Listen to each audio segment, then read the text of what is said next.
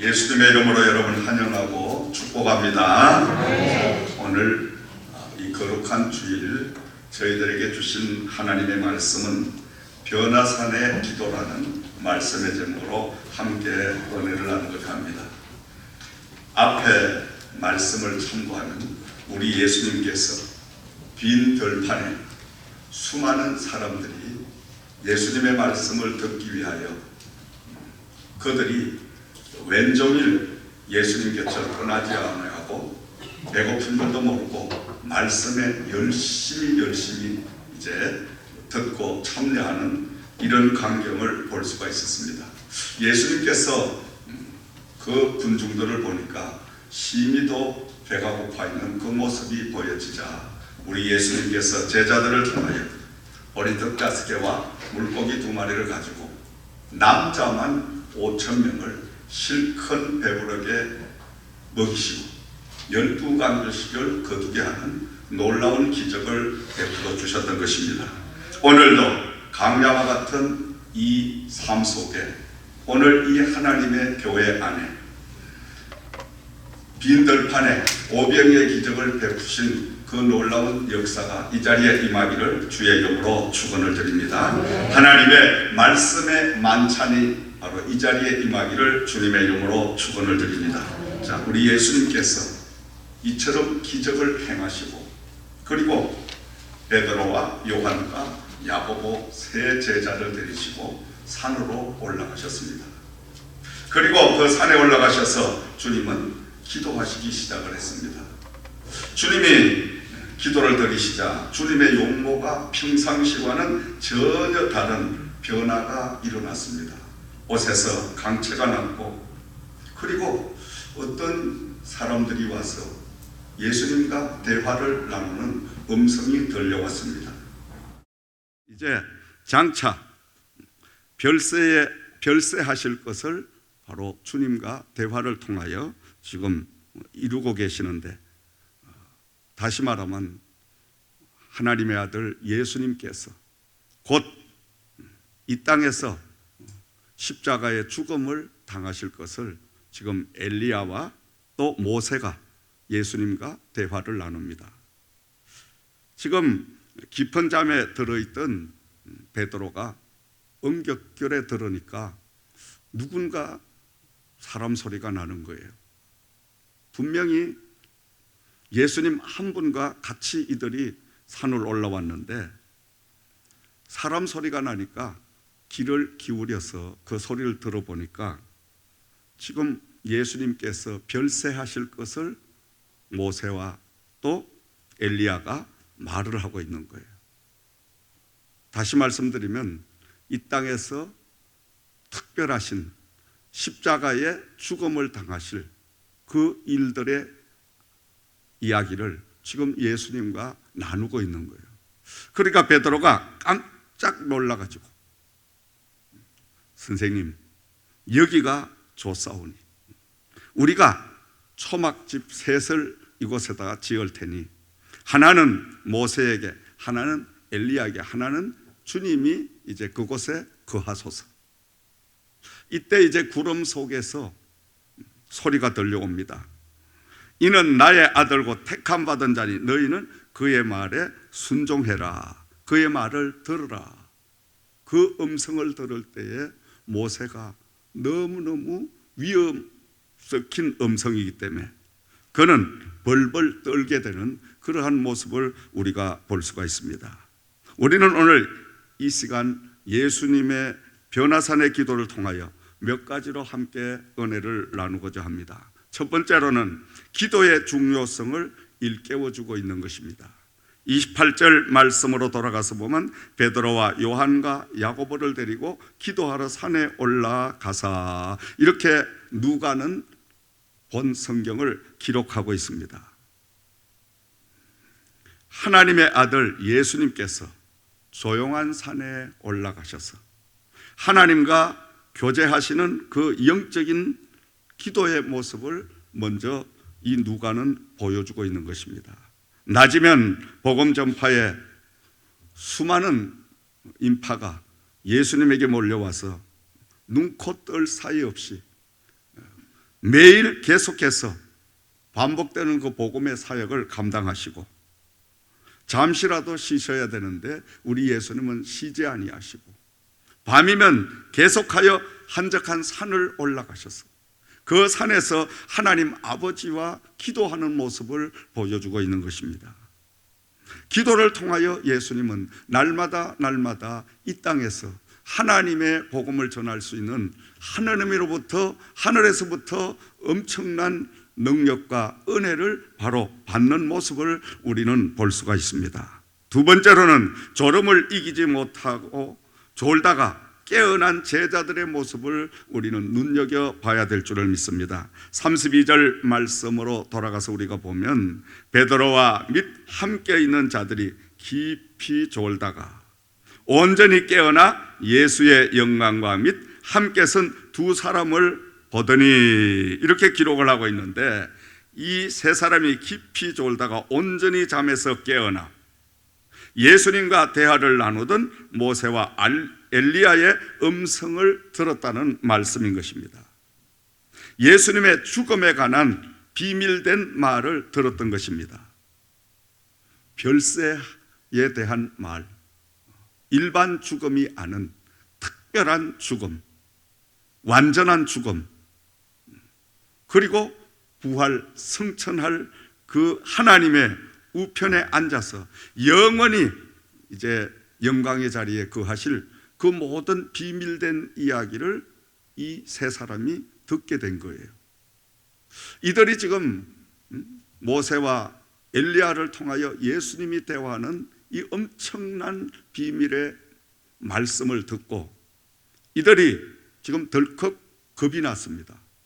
그리고 인간적인 생각으로 그 십자가를 내어 던지고 피하고 싶었던 거예요.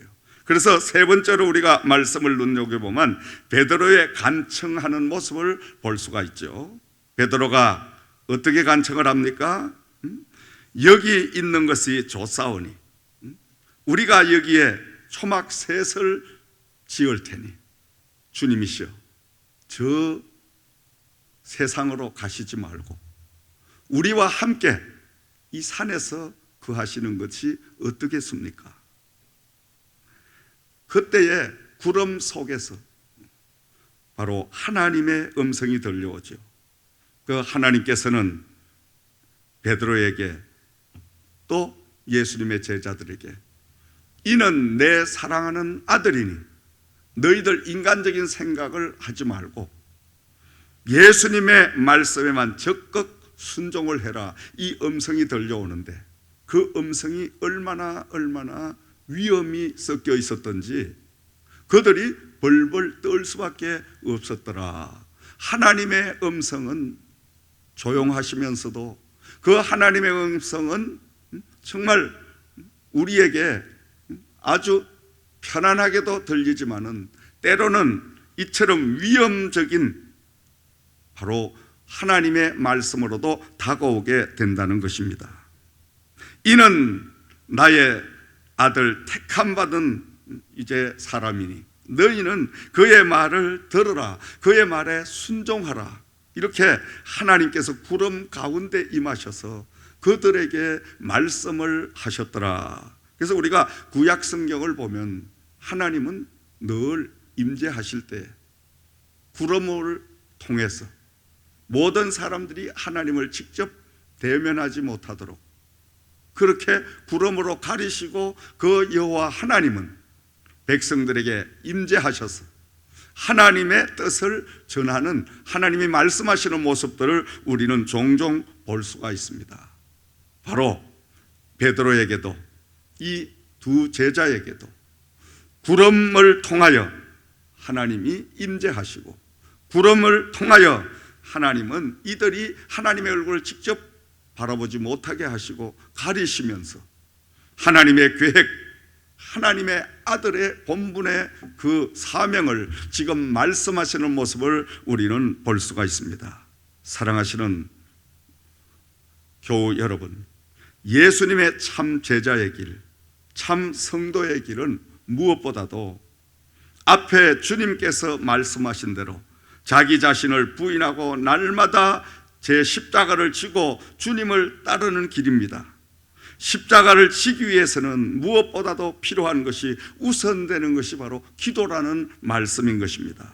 기도의 생활이 없이는, 기도의 희생과 기도의 은혜가 없이는, 기도의 능력이 없이는 절대로 하나님이 주신 제 몫의 십자가를 질 수가 없다는 것을 지금 말씀하고 있습니다.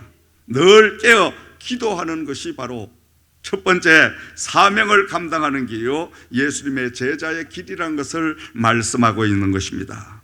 베드로, 요한, 야고보는 주님과 함께 기도의 산에까지 올라갔지만은 그들은 깊은 잠에 들었더라, 깊이 졸았더라, 이렇게 성경은 기록을 하고 있습니다. 이들이 기도를 놓치다 보니까 그 다음 놓친 것이 사명을 놓치게 됩니다. 기도를 놓치다가 보니까 사명을 잃어버리게 되고, 사명을 잃어버리다가 보니까 현실을 도피하고 싶은 인간의 생각이 그들에게 들어왔던 것입니다. 그리하여 결국은 현실을 도피하기 위하여 예수님에게 우리가 여기 있는 것이 좋사오니 여기에 초막을 짓고 복잡한 세상으로, 정말 너무너무 험한 그 세상으로 내려가지 말고 우리가 이곳에서 그냥 별도로 사는 것이 어떻겠습니까? 이렇게 예수님에게 고하는 모습을 우리는 볼 수가 있습니다. 여러분, 오늘 하나님의 깊은 뜻은 우리가 기도를 통하여, 말씀을 통하여, 또 성령의 충만함을 통해서 은혜를 많이 입기를 원하십니다. 그 은혜를 입은 것, 그 하나님의 능력을 받은 것을 가지고 우리는 세상과 단절된 여기가 좋사오니 여기에 초막셋을 짓고 이곳에 거합시다는 이 말이 아니라 세상을 향하여 나가 세상을 변화시키라는 하나님의 뜻인 줄을 우리는 알아야 될 줄을 믿습니다. 다시 말하면 기독교는 현실을 도피하는 종교가 아니라는 말씀인 것입니다. 기독교는 우리끼리 어울리는 종교가 아니라는 말씀인 것입니다. 기독교는 참다운 하나님의 은혜와 능력을, 성령의 충만함을 가지고 세상으로 나가야 되는 것이 바로 사명인 줄을 믿으시기 바랍니다. 세상에 나가 세상을 변화시켜야 하는 것이 우리의 사명인 줄을 믿으시기 바랍니다. 그러나 하나님의 뜻을 모르면 여기가 좋사오니 험한 세상 얼마나 악합니까? 지금 이 예수님은 수많은 적들이 지금 예수님을 모함을 합니다. 핍박을 합니다. 그리고 심지어 돌팔매를 던지고, 이렇게 하니까 제자들의 입장에서 가만히 보니까 아이고, 저 세상에 가는 것보다, 아니 이 산에 그냥 이곳에다가 초막셋을 지어가지고 조금 전에 오셨던 모세, 엘리야 한 채씩 드리고 예수님 한 채 드리고, 그래서 그곳에서 그냥 조용히 그냥 편안하게 살면 얼마나 좋을까. 이 베드로가 그런 생각을 하고 있었던 거예요. 여러분, 때로는 우리가 베드로처럼 이런 생각을 할 때도 있다라는 거예요. 복잡한 세상, 그냥 여러 가지 많은 한란 많은 세상, 세상을 그냥 도피하고 싶은 이런 일들이 있죠, 여러분. 그러나 그것은 하나님의 참다운 뜻이 아니라는 것입니다. 하나님은 우리를 향하여 세상으로 가라, 세상에 가서 세상을 변화시키라는 하나님의 그 사명을 저와 여러분들에게 부어주신 줄을 믿으시기 바랍니다. 마태복음 5장 13절 말씀에 예수님께서는 제자들에게 당부를 하십니다. 너희는 세상의 소금이니 소금이 만일 그 맛을 잃으면 무엇으로 짜게 하리요? 후에는 아무 쓸데없이 다만 밖에 버려져 사람에게 밟힐 뿐이니라. 아멘. 소금은 반드시 녹아져야 됩니다. 녹아지면 본연의 자기의 모습이 없어지는 것입니다.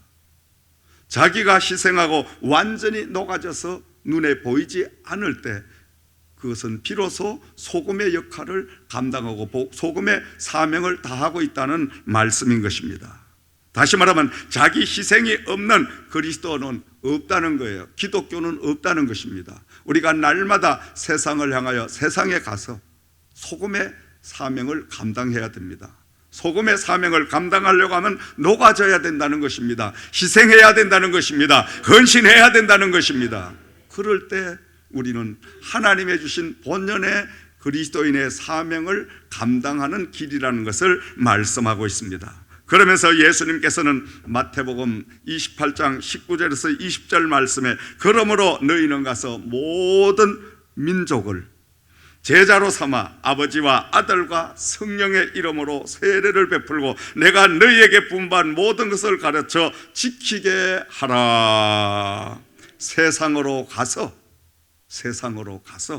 모든 민족을 제자를 삼아 아버지와 아들과 성령의 이름으로 세례를 베푸라. 세상을 향해 가야 되는 것입니다. 요한복음 4장 1절에서 30절 말씀을 참고하면 예수님께서 길을 가시다가 우물가에서 바로 여인을 만나게 됩니다.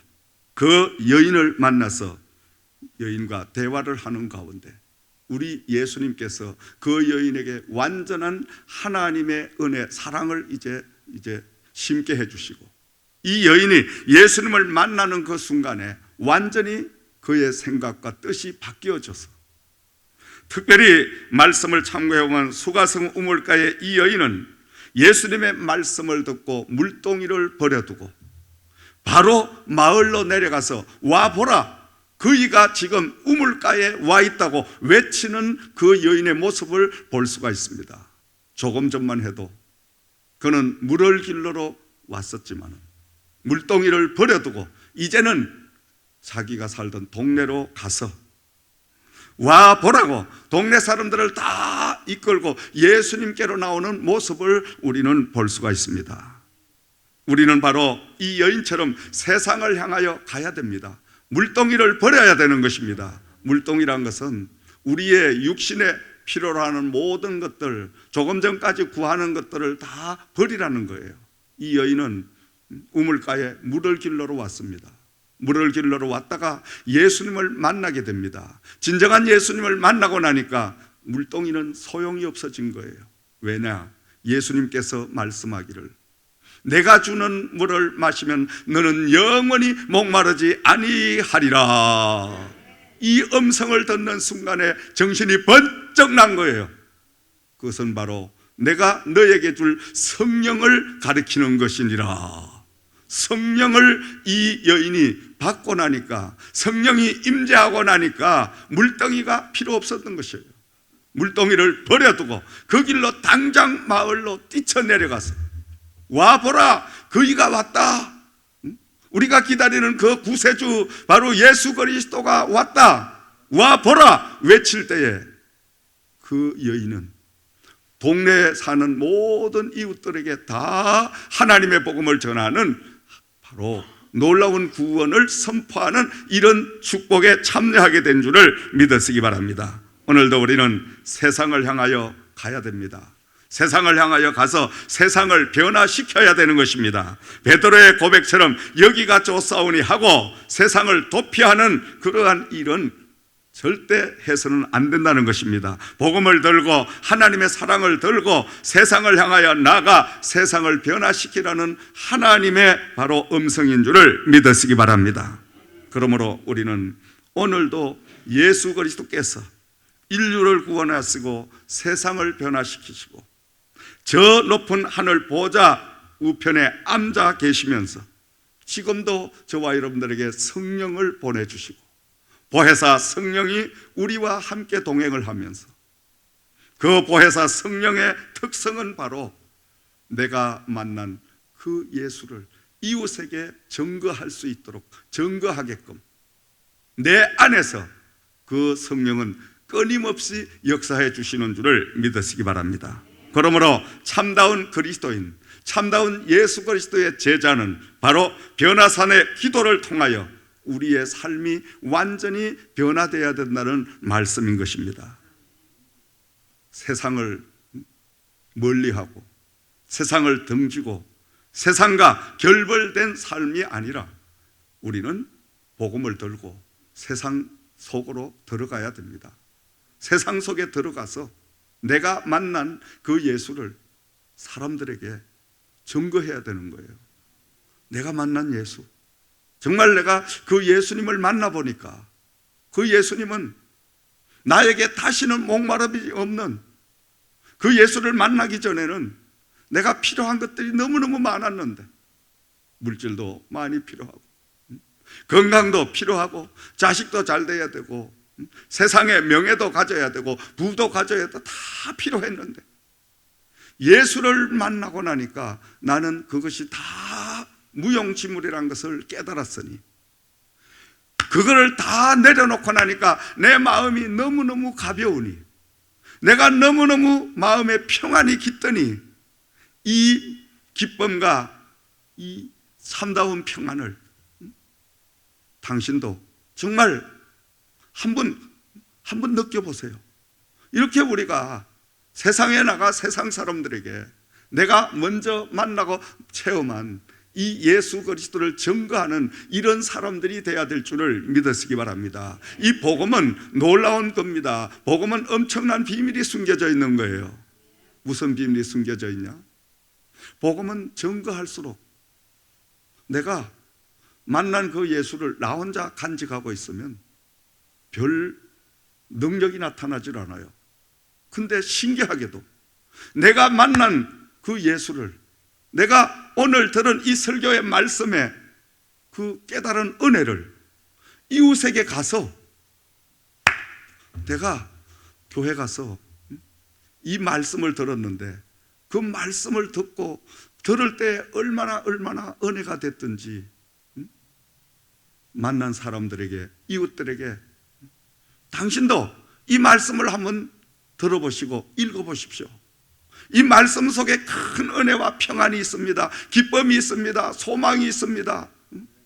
능력이 나타납니다. 이렇게 여러분들이 들은 말씀, 은혜의 말씀을 전하면요, 나도 모르게 내 안에 엄청난 성령의 충만한 기쁨의 역사가 임하게 되는 줄을 믿으시기 바랍니다. 복음은 전하는 자가 더 큰 은혜를 받게 되어 있습니다, 여러분. 그래서 믿음이 날마다 자라려고 하면 열심히 가서 복음을 전하는 거예요. 내가 만난 예수를 전합니다. 전하게 되면 내 안에 예수는 점점 더 자라나는 역사가 임하게 될 줄을 믿습니다. 근데 복음을 전하지 않으면 내 안에 뿌려진 복음의 씨앗까지도 다 없어져 버리는 거예요. 신기한, 그래서 예수님께서는 가서 세상에 나가 복음을 전하라고 명령하시는 말씀인 줄을 믿으시기 바랍니다. 사랑하시는 여러분, 한 주간 동안 우리가 이제 험한 세상으로 가서 그 세상에 나가 세상을 변화시키는 이런 하나님의 복음의 사람들이 되어야 될 줄을 믿으시기 바랍니다. 내가 만난 예수를 이웃에게 나눌 수 있는 저와 여러분들이 되어야 될 줄을 믿으시기 바랍니다. 복음을 전하는 것, 여러분 전도하는 것 어려운 일 아닙니다. 많은 성도님들은 열심히 복음을 전하십시오 하면, 아이고 목사님, 저는 말재주도 없고요, 저는 성경 말씀도 잘 모르고요, 이렇게 이야기를 하죠. 아닙니다. 저희들 신학자들처럼 거창하게 하나님 말씀 뭐가 어쩌고 이것보다 우리가 평상시에 평범하게 내가 설교 말씀을 듣고 교회 생활을 하다가 깨달아진 나를 향하신 그 예수 그리스도의 그 사랑, 내가 체험한 그것만 그냥 간단하게 전하면 되는 거예요. 전달하면 되는 거예요. 아멘.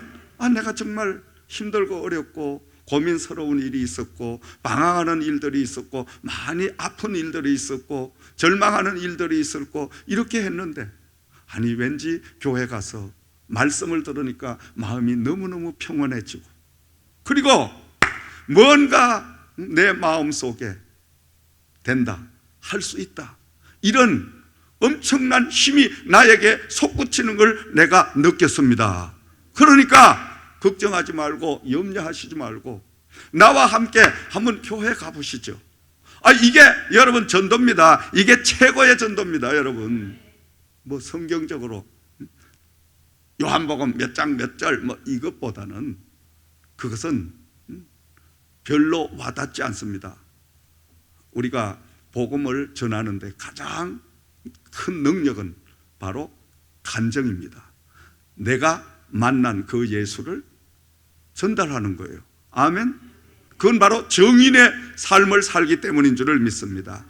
그래서 예수님께서는 사도행전 1장 8절 말씀에 너희가 성령을 받고 권능을 받으면 예루살렘과 온 유대와 사마리아와 땅끝까지 이르러 내 증인이 되리라. 아멘. 증인은 먼저 분명한 것을 목격해야 됩니다. 분명한 상황을 내가 먼저 체험해야 됩니다. 체험한 그 예수를, 체험한 이 복음을 그저 다른 묘사를 쓸 거 없습니다. 내가 만난 그 동기와 만나서 내가 느꼈던 그때의 그 심정과 이것만을 그냥 전달해 주면 되는 거예요. 아멘. 그렇게 하면 나머지는 예수님께서, 나머지는 성령님이 다 역사해 주실 줄을 믿습니다. 우린 복음의 씨앗을 뿌리기만 하면 그 다음 자라나게 하고 열매를 맺게 하는 것은 성령님이 행하시는 줄을 믿으시기 바랍니다. 사랑하시는 여러분, 기독교는 현실을 도표하는 종교가 아니라 현실 속에 복잡하고 어렵고 힘든 그러한 환경 속으로 뛰어드는 이런 바로 종교인 줄을 믿으시기 바랍니다.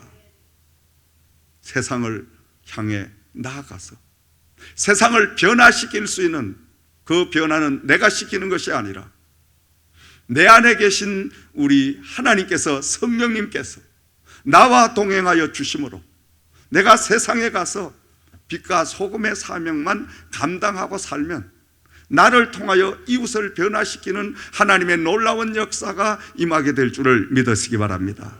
그러므로 한 주간 동안 저와 여러분 세상을 향해 나아가시고 세상을 변화시킬 수 있는 바로 하나님의 참 제자의 길을 가는 한 주간이 되시기를 주의 이름으로 부탁과 축원을 드립니다.